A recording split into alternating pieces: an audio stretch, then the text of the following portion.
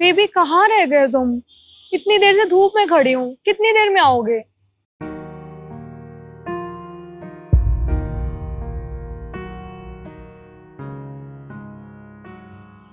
जल्दी आओ।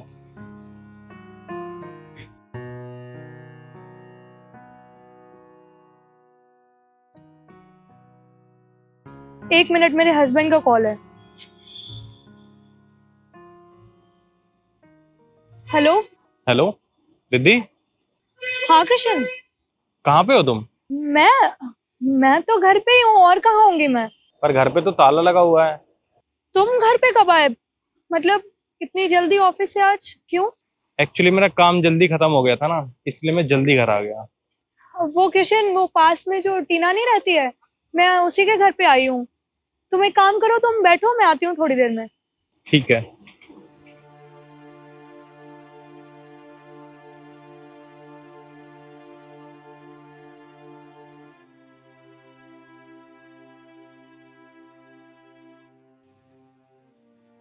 हेलो।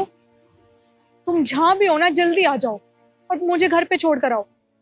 अरे मेरा पति आ गया है, पता नहीं आज इतनी जल्दी कैसे आ गया। जल्दी आओ।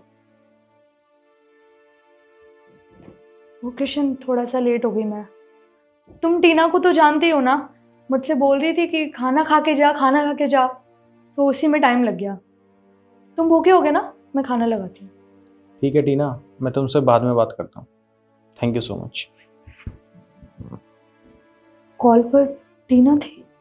हाँ, कॉल पर टीना थी और उसने मुझे सब सच सच बता दिया है। तुम उसके घर तो नहीं गई थी?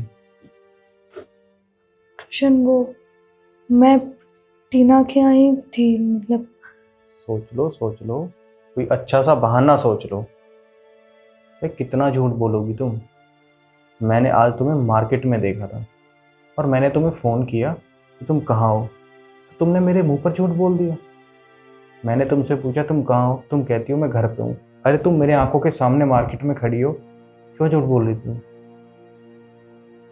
तुमने किसी के साथ देखा मुझे? अच्छा, अब ये रह गया है कि मैं तुम्हें किसी के साथ रंगे हाथ पकड़ूं? तुम्हें शर्म नहीं आती झूठ बोलते हुए? देखो, जो भी है तुम गलत समझ रहे हो। ऐसा कुछ नहीं है, बस वो मेरा दोस्त है। हम ऐसे ही बाहर खाने पीने चले जाते हैं, मूवी देखने चले जाते हैं। तुम इतना मत सोचो। देखो रिद्धि, झूठ बोलने की तुम्हें कोई ज़रूरत नहीं है। तुम्हारी फ्रेंड टीना ने मुझे सब बता दिया है।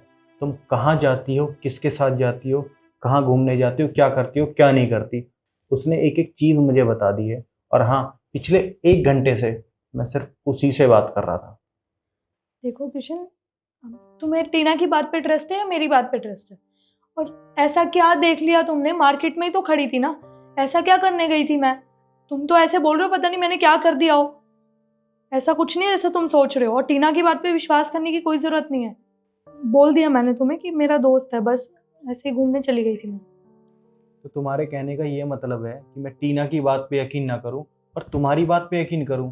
अरे तुम मेरी आंखों के सामने खड़ी होकर मुझसे झूठ बोल रही हो और तुम मुझसे एक्सपेक्ट कर रही हो कि मैं तुम्हारी बात पे भरोसा करूं?